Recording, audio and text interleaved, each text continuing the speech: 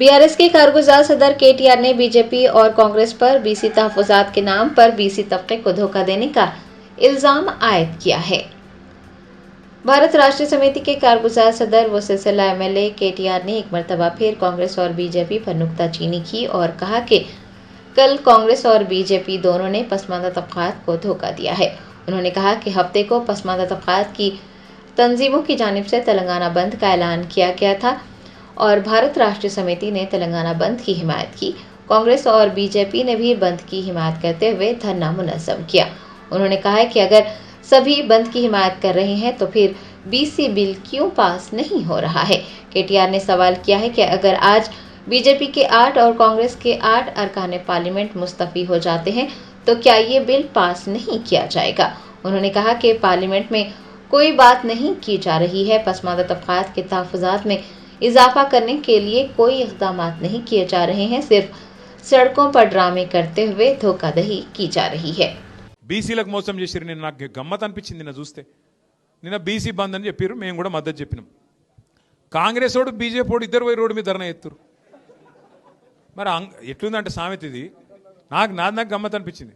అందరూ శ్రీ వైష్ణవులు అయినట్టు, కానీ రొయ్యల బుట్ట మాత్రం మాయమైందట. అరే అందరూ మద్దతు చెప్పబట్టి మరి ఎందుకు బిల్లు పాస్ కాదు? ఇలా 8 మంది ఎంపీలు బీజేపీకి ఉన్నారు, 8 మంది ఎంపీలు కాంగ్రెస్కు ఉన్నారు. మీరు 16 మంది రాజీనామా చేస్తే బీసీ బిల్లు పాస్ కాదా? పార్లమెంట్లో ఈ 8+8 రాజీనామా చేసి కూర్చుంటే పార్లమెంట్ కదలదా? మోడీ ప్రభుత్వం షేక్ కాదా? వాళ్ళకు ముందే మెజారిటీ లేదు మోడీ ప్రభుత్వానికి. ఒక 8 మంది బీజేపీ వాళ్ళు ఇక్కడ రాజీనామా పెట్టిరనుకో, మోడీ గారు షేక్ గాడు. 8 మంది కాంగ్రెస్ వాళ్ళు రాజీనామా చేస్తే రాహుల్ గాంధీ అరే ఎందుకు చెప్తురా అని పిలిచి మాట్లాడి బిల్లు పెడతాం రండి అన్నాడా? మరి మోసం చేసేందుకు నాకు అర్థం కాదు. ఇక్కడ రోడ్ల మీదేమో డ్రామాలు చేయాల్సిందేమో పార్లమెంట్లో, కానీ కాంగ్రెస్ బీజేపీ మద్దతు ఇస్తేయట ఇక్కడ ఇది రోడ్ల మీద. ఆడ మాత్రం మాట్లాడరు, ఏడ మాట్లాడినో గడ మాట్లాడరు. ఇక్కడ మాత్రం డ్రామాలు చేసి ఇక్కడ మళ్ళొక్కసారి బీసీలను మోసం చేసే ప్రయత్నం చేస్తారు. निजामाबाद में सीसीएस कांस्टेबल प्रमोद को कत्ल करने वाले रॉडी शीटर के एनकाउंटर की खबरों में कोई सच्चाई नहीं। निजामाबाद पुलिस कमिश्नर साई चैतन्या ने रियाज के जिंदा होने की तस्दीक की है। निजामाबाद शहर में सीसीएस कांस्टेबल प्रमोद को कत्ल करने वाले रॉडी शीटर शेख रियाज को इतवार की दोपहर पुलिस ने गिरफ्तार कर लिया। रियाज की गिरफ्तारी के लिए खुसूसी टीमें तश्कील दी गई थी। खुसूसी टीमों ने मुश्तरिका ज़िले निज़ामाबाद के मुतादिद मकामात पर छापे मारे और रियाज को गिरफ्तार करने के लिए ड्रोन की भी मदद ली गई। आखिरकार पुलिस ने रियाज को गिरफ्तार कर लिया। जैसे ही रियाज को गिरफ्तार किया गया, सोशल मीडिया और मुख्तलिफ ज़राए से ये खबरें मौसूल होने लगी कि पुलिस और रियाज के दरमियान मुठभेड़ हुई है और पुलिस ने रियाज पर गोलियां चलाई है, जिसकी वजह से उसकी मौत हो गई है। रियाज के इनकाउंटर की खबरों पर निज़ामाबाद के पुलिस कमिश्नर साई चैतन्या ने अपना रद्द अमल जाहिर किया। उन्होंने तस्दीक की कि रियाज जिंदा है, रियाज पर कोई गोली नहीं चलाई गई और ना ही रियाज का एनकाउंटर किया गया। जुबली हिल्स ज़िमनी इंतखाब के आज़ाद उम्मीदवार सलमान खान ने एरागड्डा डिवीज़न में इंतखाबी मुहिम चलाई। जुबली हिल्स ज़िमनी इंतखाब के लिए 11 नवंबर को रायदही होगी। ज़िमनी इंतखाब लड़ रहे आज़ाद उम्मीदवार सलमान खान ने इतवार को इंतखाबी मुहिम के एक हिस्से के तौर पर एरागड्डा डिवीज़न के सुल्तान नगर का पैदल दौरा किया। सुल्तान नगर में उन्होंने अवाम से मुलाकात की और 11 नवंबर को उन्हें वोट देकर उन्हें कामयाब बनाने की दरख्वास्त की। कुलहीन मजलिस इत्तेहादुल मुस्लिमीन के सरबराह बैरिस्टर असदुद्दीन ओवैसी ने हुकूमत हिंद से हैदराबाद के मोहम्मद अहमद के अलावा हरियाणा और राजस्थान के 3 दीगर नौजवानों की महफूज वतन वापसी को यकीनी बनाने की दरख्वास्त की है।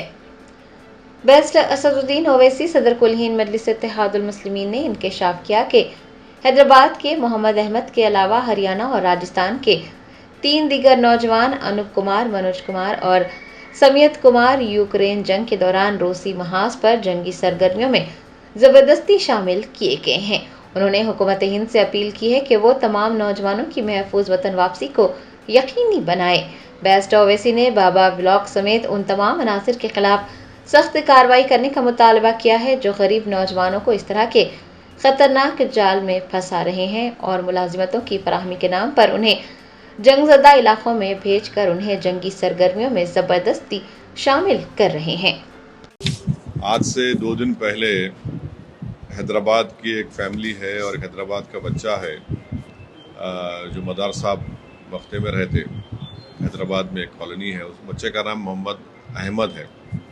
ये बच्चा जो है रशिया गया और रशिया जाने के बाद उसको ले जाकर वही यूक्रेन की जंग में इन्वॉल्व कर दिया। वहाँ पर स्टैंडर्ड है।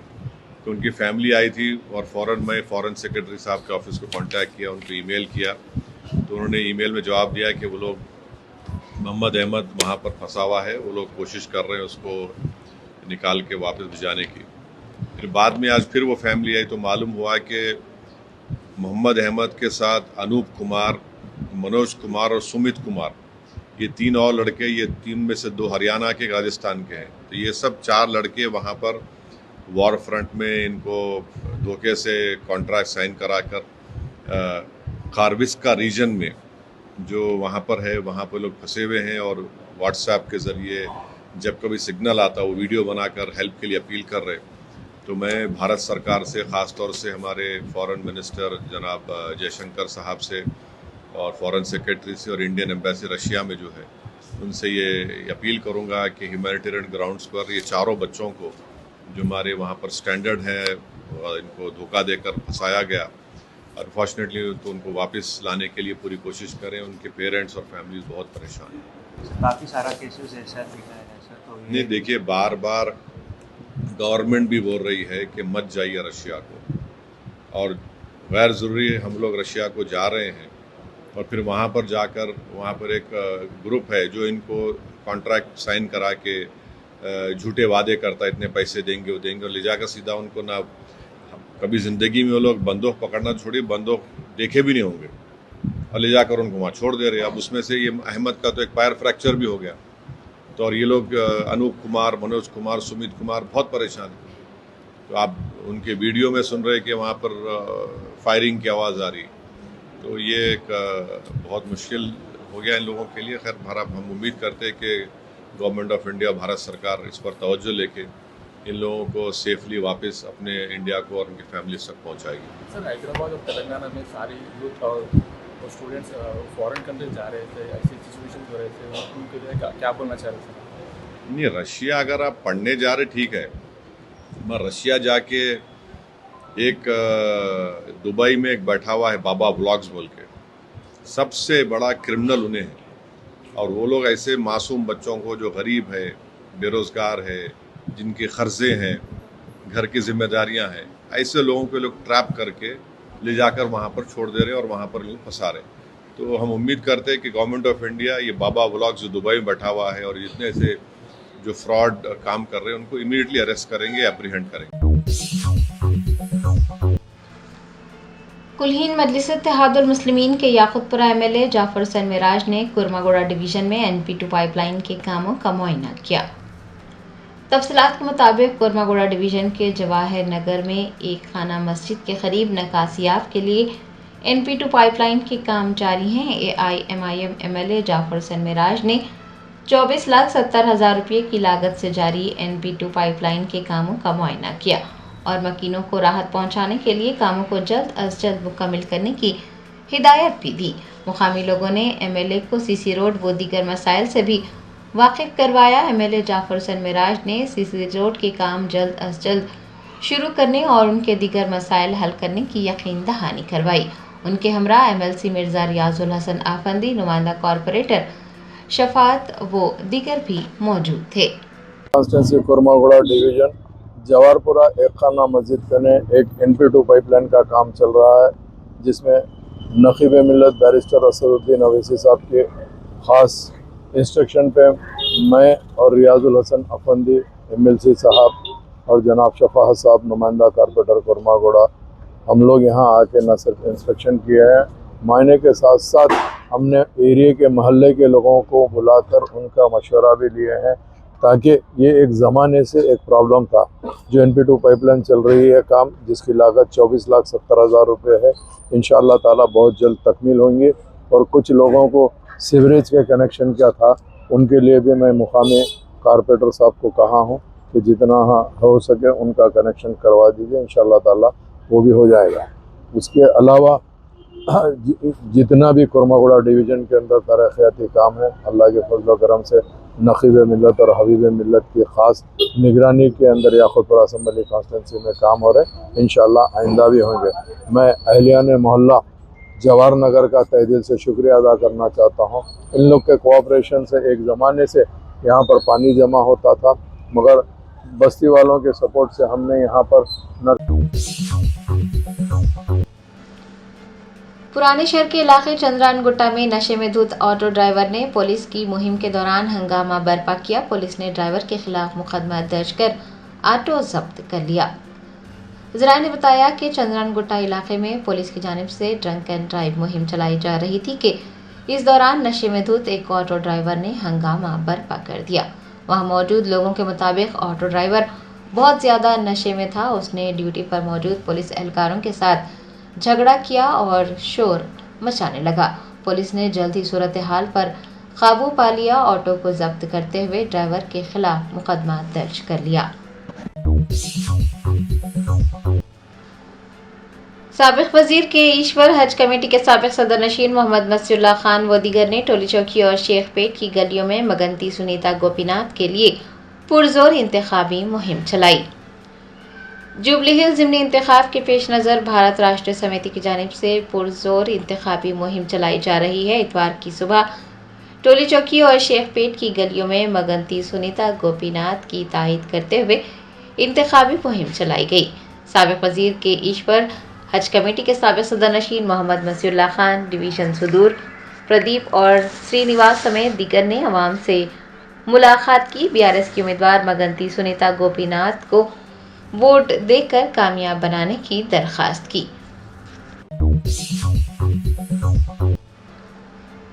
नायब वजीर आला भट्टी विक्रमार्का ने मदीरा हल्के में young India integrated residential school के तामीराती कामों का मुआयना किया। खम्मम जिले के मदीरा हल्के के लक्ष्मीपुरम में young India integrated residential school तामीर किया जा रहा है। डिप्टी चीफ मिनिस्टर भट्टी विक्रमार्का ने इतवार को जिला कलेक्टर के हमरा स्कूल के तामीराती कामों का मुआयना किया। बताया जाता है कि तालीमी इदारे की तामीर बैनुल-अक़वामी मियार के मुताबिक ही की जा रही है। उन्होंने अफसरान और ठेकेदारों को समझौता न करने और मियारी स्कूल तामीर करने की हिदायत जारी की। काम की रफ्तार बढ़ाने के लिए कारकुनान की तादाद बढ़ाने का हुक्म भी दिया। बाद-अज़ां उन्होंने ओहदेदारों के हमरा सड़कों व दीगर सहूलियात का भी जायजा लिया। डिप्टी चीफ मिनिस्टर ने कहा कि तालीम ही सबसे बड़ा असासा है जो आने वाली नस्लों को फराहम किया जा सकता है।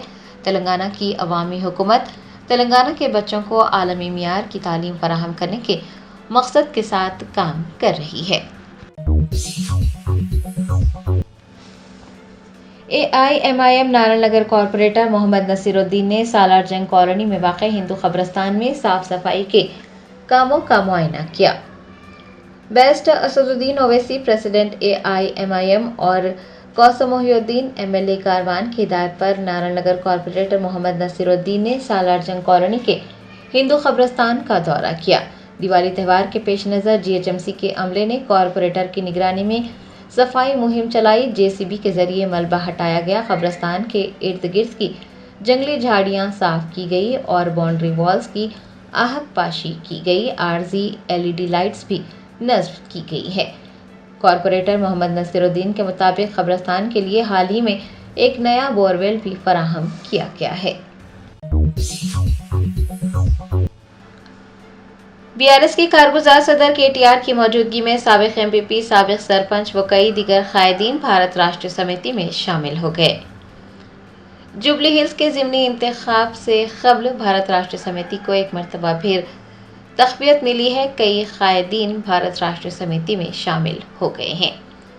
DCMS के साबिक चेयरमैन और साबिक MPP चीकला एलैया, पैदा शाहपुर के साबिक सरपंच चीकला चंद्रशेखर, पाशम यादगिरी की दुख्तर पाशम पल्लवी, दामाद अंजी बाबू वो दीगर ने KTR की मौजूदगी में भारत राष्ट्रीय समिति में शमूलियत इख्तियार की। KTR ने गुलाबी खंडवा पहना कर सभी का पार्टी में इस्तकबाल किया। इस मौके पर उन्होंने कहा कि वज़ीर आला रेवंत रेड्डी के दौर में रियल एस्टेट तबाह हो गई है। KTR ने कांग्रेस हुकूमत पर किसानों की हालत-ए-ज़ार को नज़रअंदाज करने का इल्ज़ाम आयद करते हुए कहा कि रियासत की अवाम कांग्रेस की हुक्मरानी से नाखुश है और वो चाहती है कि भारत राष्ट्रीय समिति बरसरे इख्तिदार आए। सफा बैतुल माल इंडिया के सदर मौलाना गयास अहमद रशादी आंध्र प्रदेश में सड़क हादसे में जख्मी हो गए।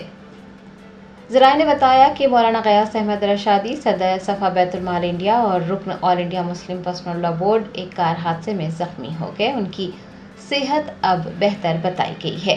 बताया जाता है कि आंध्र प्रदेश के बागेपल्ली से तकरीबन 45 किलोमीटर दूर पनीकोंडा में उनकी कार सड़क हादसे का शिकार हुई, जिसके नतीजे में मौलाना और उनके ड्राइवर दोनों जख्मी हो गए।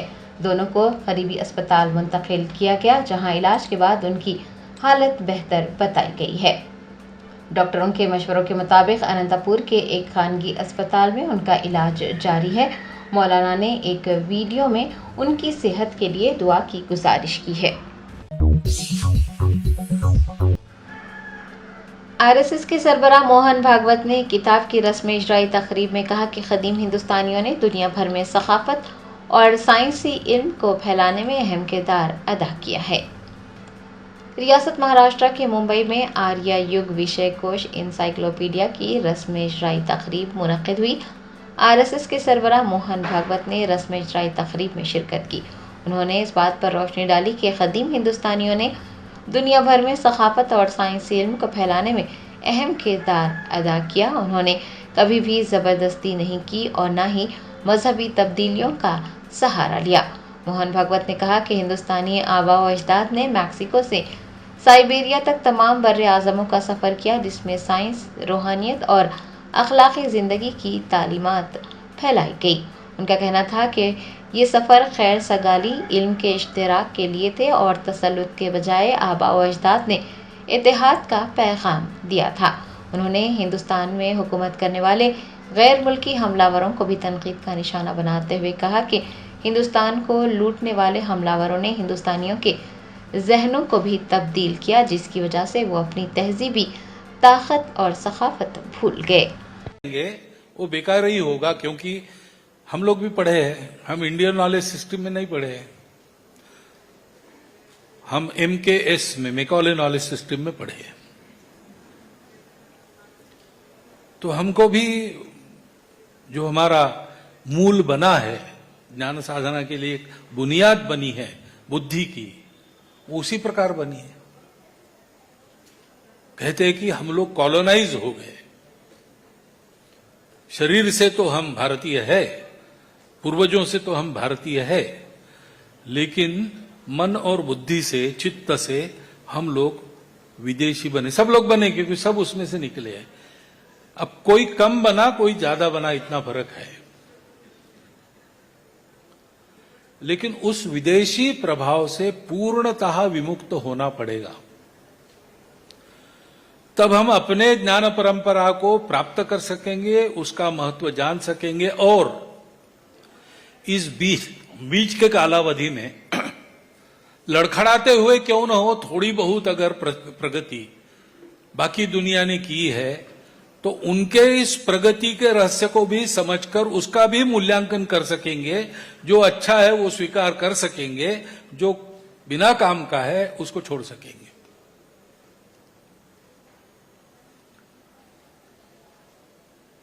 सौभाग्य है कि आज आधुनिक विज्ञान जिसको कहते हैं पश्चिम का ज्ञान, वो भी ऐसी जगह कर आ गया है कि वो भी सोच रहा है। जैसे आजकल न्यूरो साइंस कहता है कि आप अपने ज्ञानेंद्रियों से जो देख रहे हो, आंख, कान, नाक आदि आदि, तो आपको तो वही दिखता है जो आपके दिमाग में सॉफ्टवेयर बना है। वो दिखता है, वैसा ही होगा ऐसा नहीं है, लेकिन आप जब जब देखेंगे तब ऐसा ही दिखेगा। उदाहरणार्थ हम लोग मनुष्य है, 7 रंग देख पाते हैं। मैं जानवरों का डॉक्टर हूं, मैं जानता हूं कुत्ता 2 ही रंग देखता है और मुर्गी 3 ही रंग देखती है। तो कुत्ता पूछेगा आदमी को कितने रंग, 7, वो कहेगा गलत है, दुनिया में 2 ही रंग है। Germanten super speciality hospital, national award winner doctor Mir Jawad Zar Khan, German trained senior orthopaedic surgeon and director, माहिर डॉक्टर्स डॉक्टर वासिफ आजम और doctor Bharvi Chanduri, senior cardiologist और दीगर डॉक्टर्स नुमाया खिदमत अंजाम दे रहे हैं। Robotic surgery, advance cath lab, MRI, operation theatre, ICU, 2D ultrasound जैसी सहूलियात से आरास्ता कॉर्पोरेट लेवल हॉस्पिटल। वाजबी फीस में हर मर्ज से शिफायाबी के लिए German 10 super speciality hospital, Attapur,